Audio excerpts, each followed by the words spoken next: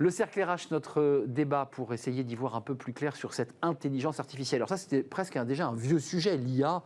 On en parle depuis presque 4-5 ans. Mais là, ce qui se durcit, c'est avec le chat GPT. Alors vous êtes tous allés visiter, télécharger l'application pour voir, on l'a tous fait, pour voir si dans nos secteurs d'activité, mais ils seraient capables, alors on parle de chat GPT avec la grève des scénaristes aux États-Unis, puisqu'on commence déjà à produire des scénarios, de livres, d'une sorte d'intelligence qui remplacerait finalement les activités tertiaires des salariés. Étude de JP Morgan ou de Goldman Sachs, 300 millions d'emplois dans le monde seraient menacés par l'intelligence artificielle. On va peut-être relativiser avec mes invités. Caroline Andréès, merci d'être avec nous. Vous êtes avocate en droit social, cabinet AIH. Alors, avocate, praticienne, et en même temps, un des métiers dont on dit qu'il pourrait disparaître, et on va en parler avec vous dans quelques instants. Dorothée Moisy-Gouarin, merci d'être avec nous. Vous êtes directrice de l'innovation en charge de l'Inolab chez Elsan. Elsan, des médicaments, c'est le secteur ? L'hospitalisation. Hôpitaux privés. Hôpitaux privés. On va revenir sur votre... Alors, c'est de l'open data, c'est un laboratoire ouvert, c'est ça Tout à fait, c'est un living lab sur lequel on va mener des expérimentations pour identifier les bons cas d'usage pour l'innovation et les déployer de la bonne façon. Donc c'est à vous que je pose la question en premier, parce qu'on va commencer par la science, et puis je présente évidemment, parce que je vois Sébastien qui se dit, mais il ne m'a pas présenté, Sébastien Vernet, vous êtes associé chez SIA Partners, vous étiez venu dans notre émission. Dorothée, vous qui avez une vision très large du sujet, il n'y a pas une journée, il n'y a pas un article qui nous dit que le chat GPT va détruire des pans entiers de notre économie et de nos emplois. Commençons par le début, est-ce qu'il y a une part de vérité dans tout cela quand on voit que 300 millions d'emplois risquent de disparaître ? Alors, l'IA aujourd'hui, comme vous le disiez en introduction, elle n'est pas nouvelle dans le monde de la santé, en particulier dans le monde des hôpitaux que je représente. On a déjà vécu des transformations similaires sur tout ce qui est deep learning, avec notamment un impact sur tout ce qui est le monde de l'imagerie et de la radiologie. Et ce qu'on a observé, c'est plutôt une transformation des métiers qu'une suppression des métiers. Dans un contexte quand même chez nous, il faut le rappeler, notre secteur d'activité, il est quand même en très forte tension de ressources humaines. Et donc on va plutôt chercher à soutenir ces professionnels de santé pour les accompagner dans leur... Pour les augmenter. Pour les augmenter. Donc nous, on préfère parler de l'IA pour augmenter les pratiques. Juste un mot, parce que chacun va être challengé sur ce chat GPT. J'y viens tout de suite, puisque c'est le sujet. J'imagine que vous l'avez testé et que vos chercheurs, que ceux qui travaillent dans votre lab, s'y sont penchés. Il y a des risques quand même qu'en appuyant sur le bouton et en posant la bonne question, on supprime des emplois quand même, on le voit, des études comptables, une analyse juridique structurée, certains l'ont même fait en cours de philo, il y a quand même ce risque-là, il existe. Alors, il faut être très nuancé dans tout ce qui est intelligence artificielle. Il y a quand même des sujets de garantie humaine. ChatGPT, il faut le rappeler, c'est quand même un modèle statistique, donc qui n'a pas la vérité sur tout. Et donc, il faut être très vigilant à la façon dont on va l'utiliser. Et aujourd'hui, il y a encore tout un champ de recherche à identifier le bon cas d'usage pour qu'il ait vraiment un impact bénéfique. Sur les métiers de la création, sur les métiers de la comptabilité, c'est pas forcément les mêmes cas d'usage. Et donc, effectivement, ce qu'on dit, c'est que ChatGPT va toucher tous les métiers, mais sans doute sur une partie bien précise des tâches. Donc, ça va pas les supprimer, ça va encore une fois sans doute les augmenter et leur permettre de se focaliser sur d'autres tâches.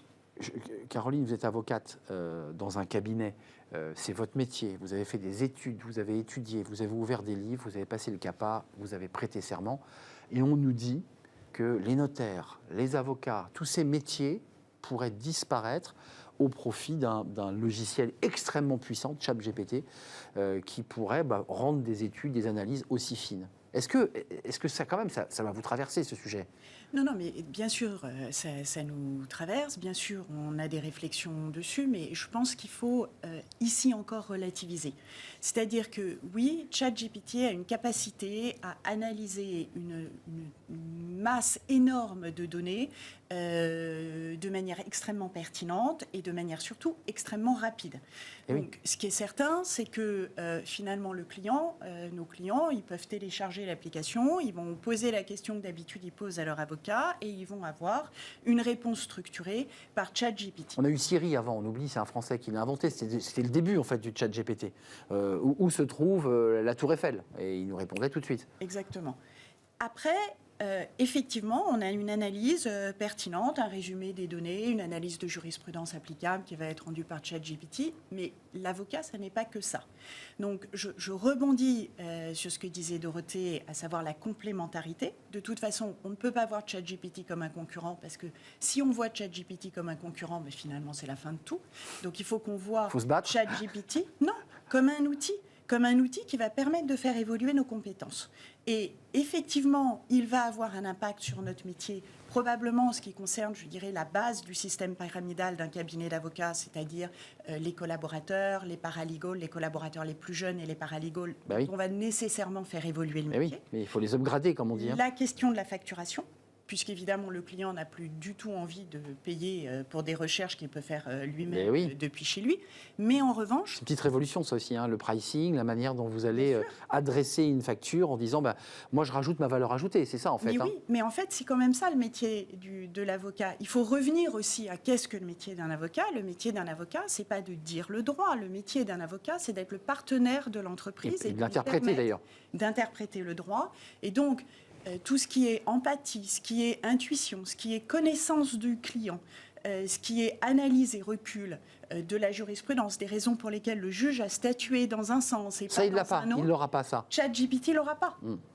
Et donc, effectivement, il y a une transformation de nos métiers, ça je ne peux pas nier, mais néanmoins, notre métier ne va pas disparaître. Mais le client cherchera autre chose. Il va chercher la valeur ajoutée, ce qui est quand même ce qu'on facture en général. C'est vrai. Sébastien Vernel, SIA Partners, j'évoquais ce chiffre de 300 millions d'emplois dans le monde. Goldman Sachs, étude très récente de mars 2023, donc c'est vraiment l'actualité. Mais en lisant et en préparant l'émission, je découvrais qu'on n'avait pas tout à fait les mêmes chiffres, qu'on trouvait 80 millions, 300 millions, et qu'on est un peu dans un débat d'exégèse sur combien de salaires d'emplois vont être... C'est quoi 300 millions, c'est le bon chiffre ou il y a d'autres chiffres? Alors, je vais revenir un peu en arrière. En 2013, il y a une étude qui a été publiée par 2 chercheurs d'Oxford, des gens brillants, très structurés, qui prédisaient qu'à un horizon de 10 ans, donc en 2023, aujourd'hui, il y aurait la moitié des emplois aux États-Unis qui seraient menacés en raison de l'automatisation. C'est vrai. Aujourd'hui, on est dans une situation où, aux États-Unis comme en France, et vous le disiez, Dorothée, il y a des grosses tensions sur le marché du travail. Donc moi, je suis très prudent, je crois que c'est un peu le maître mot aujourd'hui, nuance, très prudent sur la réalité des impacts sur l'emploi. Ça va transformer profondément la façon dont on travaille. Je pense qu'il y a peu de doute là-dessus. Et en fait, juste pour revenir... Et dont on étudie, je m'autorise à le rajouter, dont on étudie, parce que si on passe le bac avec ChatGPT, comme on avait autorisé la calculette il y a 30 ans, le bac, vous voyez ce que je veux dire? Tout à fait. Ce qui a changé avec ChatGPT, c'est l'interface homme-machine. Exactement. En fait, l'IA, vous le disiez, ça existe depuis très longtemps, il y a des applications très concrètes. Ce qui a changé avec ChatGPT, c'est une déferlante, ça fait 6 mois que l'outil est sur le marché public, c'est la simplicité d'interface. On pose une question, on a des réponses hyper structurées. Et un peu comme l'iPhone. Vous aviez déjà des smartphones, plein de technologies. Steve Jobs est arrivé avec son concept d'écran tactile hyper intuitif et d'application, et ça a totalement transformé la façon dont on interagit avec la machine. Moi, je fais vraiment le parallèle avec ça, même si les applications sont très différentes. En fait, ça va transformer la façon dont on travaille, et je rejoins ce que vous disiez. On va être augmenté. Les avocats, comme les consultants, comme les journalistes, notre métier, c'est de structurer, d'ordonner. Enfin, nous, on nous écrit les articles à la place quand même. Vous avez vu, les articles sont plutôt assez bien faits. On peut se faire duper. Mais cette partie structurée, ordonner les informations, ça va être totalement remplacé par ChatGPT et ses équivalents. Ce qu'on va apporter, nous, c'est la valeur intellectuelle, c'est l'expertise, c'est la nuance, c'est l'intelligence émotionnelle, l'empathie, la connaissance des clients. Et ça, je pense que tous ces métiers auront encore beaucoup de valeur. Dorothée, côté Inolab, Elsan, certains parlent d'une destruction créatrice schumpeterienne, un peu comme on l'avait évoqué avec l'arrivée des robots qui fabriquaient des voitures, et on s'est dit il n'y aura plus d'ouvriers. En effet, il y en a eu moins, il faut le reconnaître. Vous êtes d'accord avec cette idée que ça ne détruit pas, mais c'est de la destruction créative ou créatrice? C'est ce qu'on vient de dire. C'est vraiment de la transformation de certaines activités avec la perspective de supprimer des tâches qui sont peu créatrices de valeur pour se focaliser vraiment sur celles qui ont de la valeur. Mais ça vous impacte dans les hôpitaux. Vous manquez effectivement de salariés, de main-d'œuvre, des aides-soignantes, mais vous êtes aussi dans la réflexion de vous dire comment j'accompagne. Je mets des guillemets, il n'y a rien de péjoratif, mais les petites mains d'une entreprise qui faisaient des tâches répétitives et celles-ci, elles ne vont plus avoir d'emploi, on le sait. Comment vous les accompagnez pour les replacer et redonner du sens à leur vie? Alors, nous, je pense qu'on est moins impactés parce que... Allez-y, Dorothée. Parce qu'on est quand même sur un secteur d'activité avec de la main-d'œuvre très qualifiée. Oui. Et beaucoup de relationnel humain. Et nous, ce qu'on voit, c'est que quand on travaille pour optimiser certaines tâches, c'est du temps qui est redonné auprès du patient. Quand la secrétaire, elle passe plus de temps à retranscrire le compte-rendu médical du médecin qui lui aura dicté, parce que la retranscription se fait automatiquement, c'est du temps qu'elle va pouvoir passer avec le patient pour l'organiser, pour le rassurer. Et avec les équipes. Et avec les équipes. Donc je pense que nous, notre secteur d'activité, il est peu concerné par ces éléments de suppression de postes, et notamment parce que j'y reviens à ce qui se dit sur ChatGPT, c'est que sans doute ça va révolutionner un certain nombre de tâches, mais que finalement ça représentera que 10% de 80% des postes. Donc, c'est ce qui se dit. on joue à se faire peur comme on s'est fait peur avec la robotisation, parce que c'est vrai qu'on avait évoqué à la fin des lampes à huile et le passage à l'électricité, la fin de tous ces métiers. C'est à chaque rupture technologique d'innovation, on a des angoisses existentielles. Mais là, il y a quand même... c'est plus qu'existentiel, c'est quand même très concret. Je le redis, dans les cabinets d'avocats, chez les experts comptables, j'allais dire tous ceux qui sont là dans l'organisation. À l'époque, on avait des tiroirs métalliques, maintenant les choses sont informatisées, mais il y a quand même des humains derrière ces postes d'ordinateur. On sait qu'ils vont disparaître. Oui, mais je trouve assez intéressant que vous faisiez le parallèle avec la révolution industrielle. De tout temps, on a eu des révolutions dans les modes de travail et effectivement, on s'est dit c'est la fin des ouvriers. En réalité, non, ce n'a pas été la fin des ouvriers, mais en revanche, il y a eu des ouvriers qui étaient plus qualifiés. Et aujourd'hui, encore une fois, on va vers une modification du travail, et ce, quel que soit le secteur d'activité concerné. Et donc, en fait, la question n'est pas forcément en se focalisant sur la santé, le cabinet d'avocats ou la banque, par exemple, qui est encore aussi un secteur d'activité qui est particulièrement concerné. Je ne les ai pas cités, mais la banque est très impactée aussi. Voilà. Mais en général, en fait, il faut aujourd'hui que les entreprises... Et là, je pense que les entreprises ont besoin des avocats. Typiquement, on rentre dans quelque chose que ChatGPT ne pourra pas résoudre. Il faut que les entreprises se disent, voilà les outils qui vont arriver chez moi et qui vont nécessairement être intégrés dans mon mode de fonctionnement, parce que sinon, je vais perdre de la compétitivité vis-à-vis de mes concurrents. Ces outils vont impacter de telle ou telle manière telle et telle catégorie de salariés, telle et telle catégorie de compétences. Et donc, je dois dès aujourd'hui négocier avec mes représentants du personnel des accords, notamment de gestion des emplois et des parcours professionnels, mettant en place des systèmes de formation, des systèmes potentiellement de départ volontaire pour les salariés qui ne souhaiteraient pas être embarqués dans la vague intelligence artificielle. Mais donc aujourd'hui, on a des outils. Je crois que le maître mot aujourd'hui pour les entreprises, ça doit être anticipation. Et donc, je dois, dès aujourd'hui, réunir mes représentants du personnel, définir en quoi mes métiers d'aujourd'hui vont être impactés par ces nouveaux développements et comment je peux adapter la main-d'œuvre qui est aujourd'hui la mienne à ces nouveaux développements. C'est la gestion des carrières, des parcours professionnels. Exactement. Et des carrières avec l'arrivée de ChatGPT, parce qu'il y a déjà la gestion des parcours et des carrières, ça existe, Bien sûr. mais je pense que ça accélère. Quand même sur la relation au travail, SIA Partners a aussi un regard. On nous dit que la hausse du PIB mondial annuel pourrait progresser de 7%. Et donc ça améliorerait la productivité, l'IA en général et ChatGPT peut-être. Ça pose quand même la relation au travail des collaborateurs, de ce que l'on fait de notre travail. On est en train de nous dire, alors peut-être qu'on nous angoisse, mais vous n'aurez plus de boulot, et on a des études parallèles qui nous disent les Français veulent de plus en plus la semaine de 4 jours, ils veulent consacrer plus de temps aux loisirs. Enfin, tout ça vient quand même percuter une manière, une relation au travail qui est bouleversée.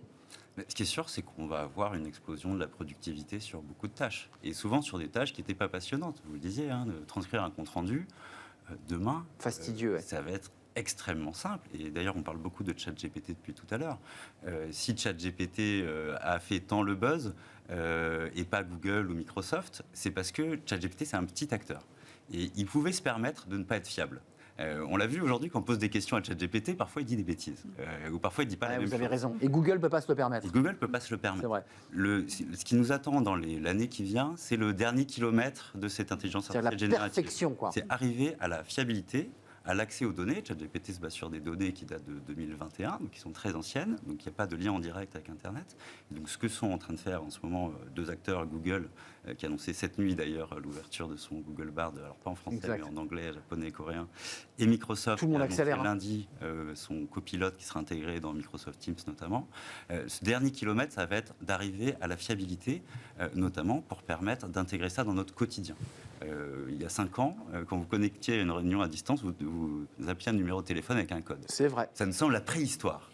Je pense que ce sera la même chose pour les outils type Microsoft Copilot ou Google Bard.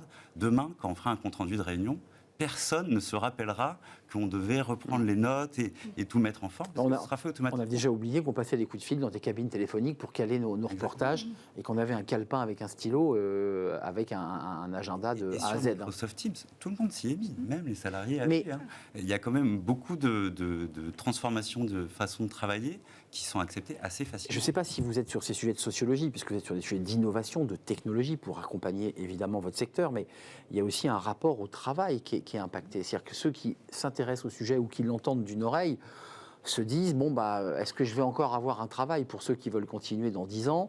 Ça génère des angoisses quand même, ces sujets. Vous les portez sur le plan positif, mais reconnaissons que ça peut aussi susciter des inquiétudes. Je pense que ça suscite du questionnement, c'est le propre de toute l'incertitude liée à l'innovation. Et c'est vrai que c'est notre devoir aussi d'expliquer aux utilisateurs comment l'utiliser de la bonne façon. Je pense que chez nous, ça suscite aussi beaucoup de questionnements par rapport aux questionnements autour de la fiabilité. Nous, on prend quand même en charge des patients, on hospitalise des patients. On ne peut pas se permettre, comme vous l'évoquiez, de se tromper.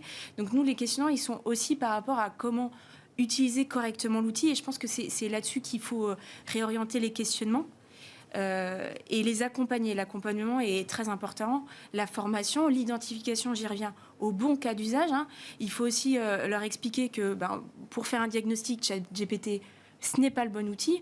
En revanche, pour retranscrire et faire une Vous me première... rassurez. Ouais, non. Chez nous, c'est un secteur très réglementé. Bah oui. Les médecins ont l'habitude. Un outil, pour être utilisé, il doit être certifié, il doit suivre un processus réglementaire. Et donc, ces questionnements-là, on a l'habitude, on l'a fait avec le digital, on l'a fait déjà avec l'IA, le deep learning sur l'imagerie. On va le faire Ça marche avec très bien, ChatGPT. d'ailleurs. Mais il faut prendre le temps à chaque fois d'analyser, comme vous le disiez, Caroline, quels sont les bons cas d'usage, là où ChatGPT est bénéfique, là où il ne l'est pas. Et quand il est bénéfique, quelles sont les organisations, les process qu'on met en place pour avoir de la sécurité, de la qualité dans l'exercice. Vous l'avez utilisé, ChatGPT, juste une question un peu basique, mais vous l'avez testé, sûr, vous, en tant que praticienne, dans vos domaines respectifs, vous l'avez fait? Bien sûr, c'est intéressant, mais je voudrais juste rebondir sur la notion de sécurité qui, à mon avis, est extrêmement importante. Et encore plus... Si on prend la profession d'avocat, évidemment, ça n'a absolument rien à voir avec la vie des patients, on a une responsabilité professionnelle. Bien sûr. ChatGPT n'a pas cette responsabilité professionnelle. Donc, quand le client va se dire, je vais aller sur l'appli, je vais poser la question que je pose à mon avocat, mais avant d'aller utiliser la réponse obtenue auprès de son supérieur hiérarchique en disant c'est vers là que la société doit avancer ou voilà la position juridique qui doit être prise, il faudra toujours quand même l'œil de l'avocat qui engage sa responsabilité professionnelle. Oui, c'est vrai. Et qui est donc garant d'une certaine sécurité. Dans un cadre juridique. Quand j'ai utilisé une fois ChatGPT parce que je voulais voir quelle serait l'approche Tous allaient voir. question, et en l'occurrence, les termes sont très importants dans la profession d'avocat, je ne vous apprends rien. Et il y avait des inexactitudes qui auraient pu conduire. Préjudiciable. Exactement. C'est pas la vie d'un homme ou d'une femme, mais il y a danger. Exactement. Il y avait un vrai risque professionnel s'il y avait retranscription exacte. Vous, les sociétés de conseil, parce qu'il y a aussi un gros travail que font les sociétés de conseil, SIA Partners en particulier, mais c'est là aussi d'anticiper, c'est-à-dire de se projeter. Comment vous anticipez? Parce que le conseil est aussi impacté. C'est-à-dire vos secteurs et le vôtre est impacté de la même manière. Chez SIA Partners, ça fait 5 ans maintenant qu'on a inventé un concept, donc c'est mon président Mathieu Courtocus qui l'a inventé, qui s'appelle le consultant augmenté. Nous, on croit beaucoup que notre métier, il peut être augmenté de beaucoup d'expertise ou d'apports différents de la technologie. Donc, on travaille avec la data, et on travaille aujourd'hui bien sûr avec l'IA générative.